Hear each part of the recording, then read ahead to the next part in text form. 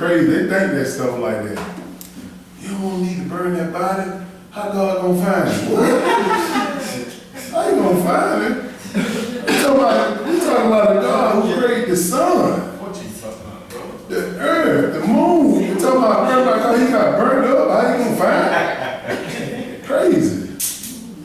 Let's keep. We got two more after this. Let's keep reading. Let's go to Revelation chapter 20, and verse 1. Because you got to understand this. But let me show you what happened on this last day. Like I said before, a day to God is 1,000 years to us. So we're going to have two resurrections in that 1,000 years. And most of the people in the world don't even know that. They're trying to get to heaven. I'm bypass all that. We ratchet out of here. I ain't got to worry about reading. I understand that. Okay. I've heard it too many times. Revelation chapter 20 and verse 1. Let's look at this 1,000 years and this last day he's talking about. This is what the day he's talking about. Go ahead. And I saw an angel come down from heaven, having the key of the bottomless pit. Yes, sir. And a great chain in his hand. Go ahead. And he laid hold of the dragon, that old serpent, which is the devil and Satan, and bound him 1,000 years. But understand, when Jesus hit the earth, he ain't going to be fooled with Satan. He's going to lock him up for 1,000 years. We're going to run this earth in peace. So understand that. Go ahead.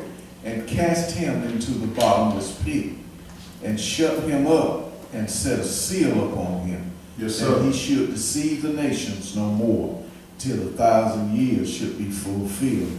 And after that, he must be loosed to lose Caesar. Go ahead. And I saw thrones, and they that sat on them, and judgment was given unto them. This is what we're trying to get to. Believe me. I don't want to come up in that second resurrection. I want to get to this first one. Because you might not make it if you come up in that second resurrection. Get to this first one, you're good. Go ahead. And I saw the souls of them that were beheaded for the witness of Jesus. This is the people that made it in the first resurrection now. The ones that witness of Jesus. A lot of stuff, some people gonna die for this. Some people gonna die for this. They ain't gonna receive that mark of the beast. But these are the people, these are the characteristics of the people that's in the first resurrection. What they did. Go ahead. Read that part.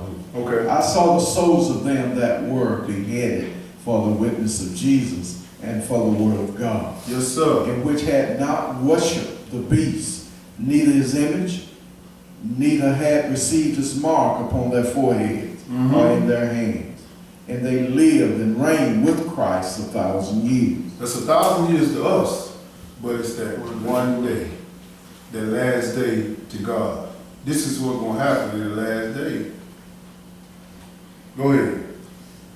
But the rest of the dead live not again until 1,000 years were finished. This is the first resurrection. This is the first resurrection. You want to be in that first one. When that first day starts, you want to be resurrected up and help God run this earth for 1,000 years. You don't want to come up in that second one because he said, blessed and holy is he to take part in the first, because you might not make it in that second. He's going to tell you right here. Go ahead. Blessed and holy is he that has part in the first resurrection. On such, the second death has no power. So you ain't got to worry about dying or going to the lake of fire in that second death. If you make it in the first resurrection, you ain't got to worry about that. That's why I'm pressing so hard to get in that one. Go ahead. But they shall be priests of God and of Christ, and shall reign with him 1,000 years. Yes, sir. We're going to control the world with Christ for 1,000 years. Go ahead.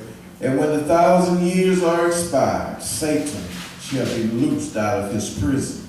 Understand this. When Satan be loosed out of prison, here come that second resurrection, which is before the great white throne. And believe me, before that happens, Satan's going to be loose for a little while. He's going to go and deceive the whole world. Go ahead.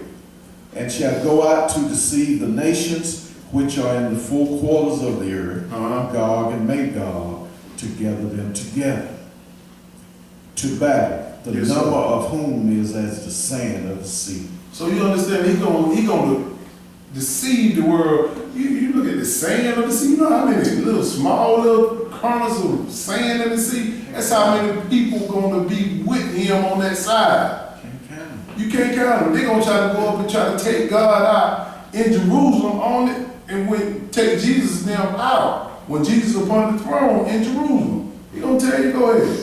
And they went up on the breadth of the earth. They went up on the what? Breadth of the earth. Go ahead. And compassed the camp of saints about. And compassed the camps of the saints. They're the one that was in the first resurrection. Go ahead. And the beloved city.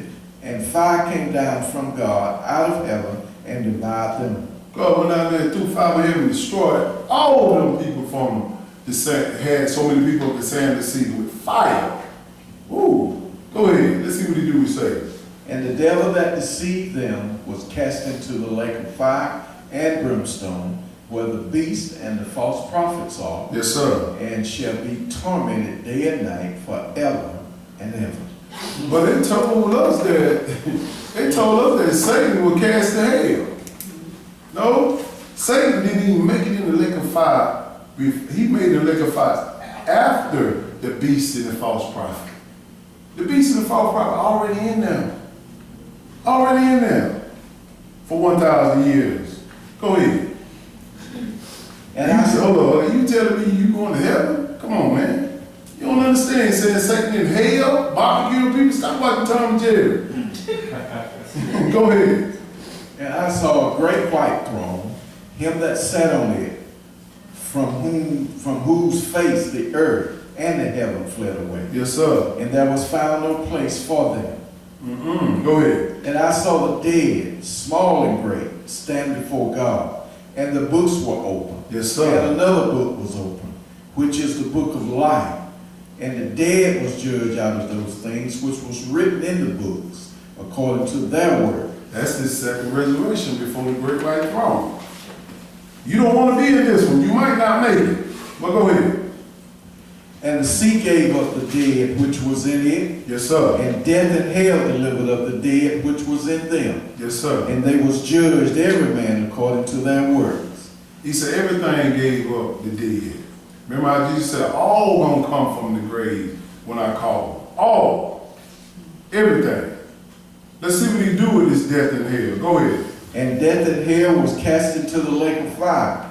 This is the second death. Now how you gonna cast hell into hell?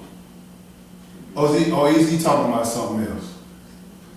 He talking about the grave. Hell is a condition of death. There wouldn't be no more death no more. Nobody would die no more at this time. Death, you can't be killed at this time.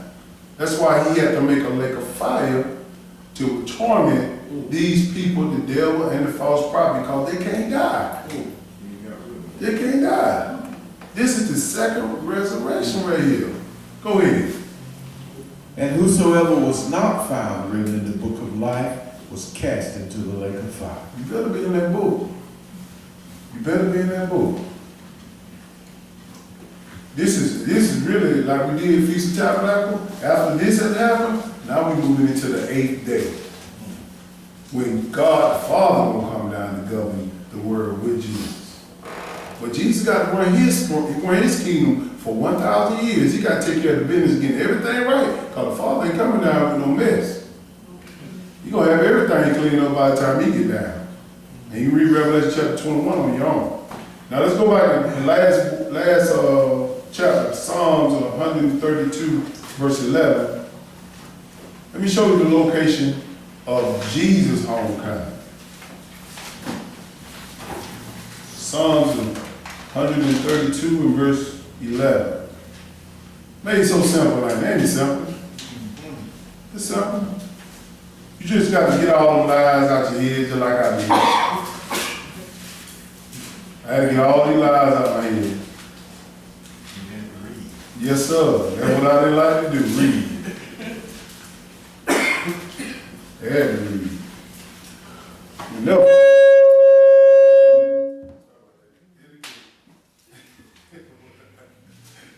I ain't